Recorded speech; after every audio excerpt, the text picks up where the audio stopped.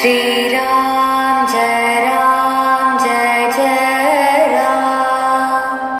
अथ षट्पञ्चाशत् सर्गः लङ्कातसमुत्पतनम्।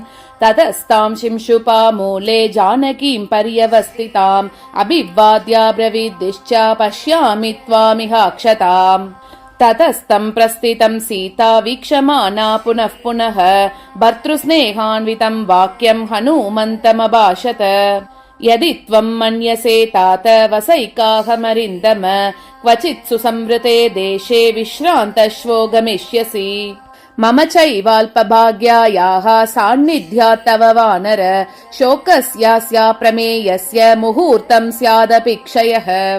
गते हि हरिशार्दूल पुनः सम्प्राप्तये त्वयि प्राणेष्वपि न विश्वासो मम वानर पुङ्गव। अदर्शनं च ते वीर भूयो मां धारयिष्यति दुःखात् दुःखतरं प्राप्तं दुर्मनः शोककर्षिताम्। अयं च वीरसन्देहः तिष्ठतीव ममाग्रतः सुमहत्सु सहायेषु हरिवृक्षेषु महाबलः। कथं नु खलु दुष्पारं सन्तरिष्यसि सागरं तानि हरिवृक्षसैन्यानि तौ वानरवरात्मजौ। त्रयाणामेव भूतानां सागरस्यापि लङ्घने शक्तिः स्याद्वैनदेयस्य तव वा मारुतस्य वा।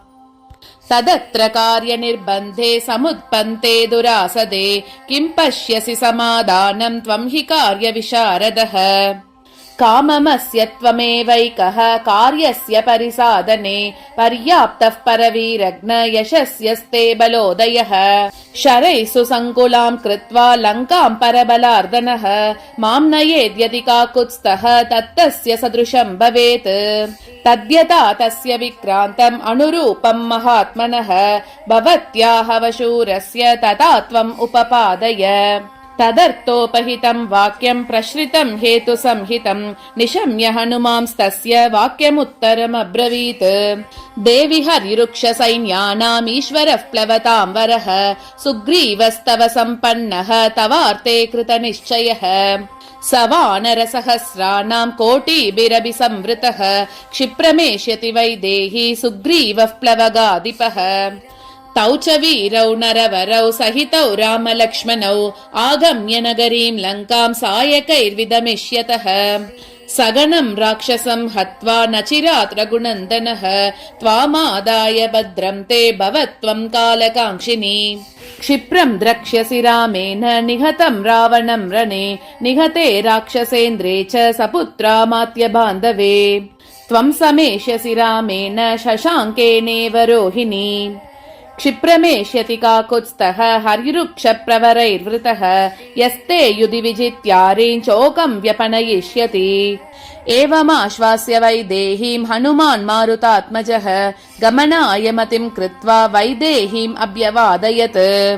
राक्षसान् प्रवरान् हत्वा नाम विश्राव्य चात्मनः समाश्वास्य वैदेहीं दर्शयित्वा परं बलम्। नगरीमाकुलां कृत्वा वञ्चयित्वा च रावणं दर्शयित्वा बलं घोरं वैदेहीम् अभिवाद्य च प्रतिगन्तुं मनश्चक्रे पुनर्मध्येन सागरम्। ततः स कपिशार्दूलः स्वामि सन्दर्शनोत्सुकः आरुरोह गिरिश्रेष्ठम् अरिश्चमरिमर्दनः।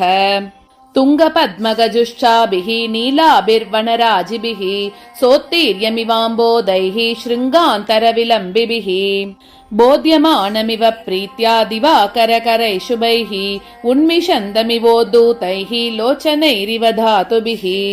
तोयौगनिस्वनैर्मन्द्रैः प्रादीतमिव सर्वतः प्रगीतमिव विस्पष्टैः नानाप्रस्रवणस्वनैः देवदारुभिरत्युच्चैः ऊर्ध्वबाहुमिव स्थितं प्रपातजलनिर्घोषैः प्राकृष्टमिव पर्वतः। वेपमानमिव श्यामैः कम्पमानैः शरद्वनैः वेणुभिर्मारुतोद्धूतैः कूजन्तमिव कीचकैः निःश्वसन्तमिवामर्षाद् घोरैराशिविषोत्तमैः निहारकृतगम्भीरैः ध्यायन्तमिव गह्वरैः मेघपादनिभैः पादैः प्राक्रान्तमिव सर्वतः जृम्भमानमिवाकाशे शिखरैरभ्रमालिभिः कूटैश्च बहुधा कीर्णैः शोभितम् बहुकन्दरैः सालतालाश्वकर्णैश्च वंशैश्च बहुभिर्वृतम् लतावितानैर्विततैः पुष्पवद्भिरलङ्कृतम् नानामृगगणाकीर्णम् धातुनिष्यन्दभूषितम् बहुप्रस्रवणोपेतम् शिलासञ्चय सङ्कटम् महर्षि यक्षगन्धर्व किन्नरोरगसेवितम् लतापादपसम्बादम् सिंहात्युषितकन्दरम्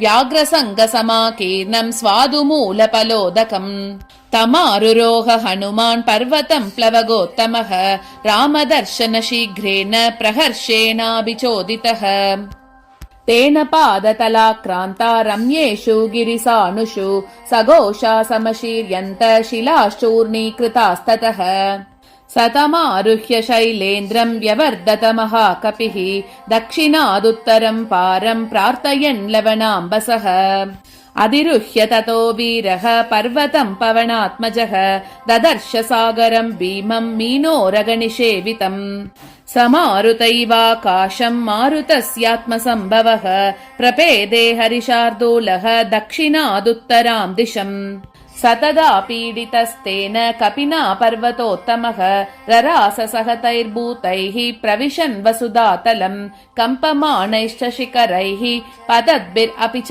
द्रुमैः तस्योरुवेगोन्मतिताः पादपाः पुष्पशालिनः निपेतुर्भूतले रुग्णाः शक्रायुधहता इव कन्दरोदरसंस्थानाम् पीडितानाम् महौजसाम् सिंहानाम् निनदो भीमो नभो भिन्दन् हि शुश्रुवे स्रस्तव्या विद्धवसना व्याकुलीकृतभूषणाः विद्याधर्यसमुत्पेतुः सहसा धरणीधरात् अतिप्रमाणा बलिनः दीप्तजिह्वा महाविशाः निपीडितशिरो ग्रीवा व्यवेष्टन्तमघोरगाः किन्नरोरगगन्धर्व यक्षविद्याधरास्तथा पीडितम् तम् नगवरम् त्यक्त्वा गगनमास्थिताः स च भूमिधर श्रीमान् बलिना तेन पीडितः सवृक्षशिखरोधग्र प्रविवेश रसातलम् 10 योजनविस्तारः 30 योजनमुच्छ्रितः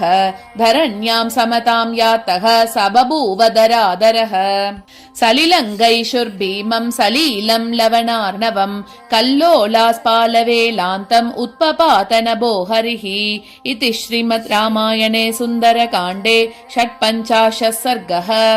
श्रीराम जय राम।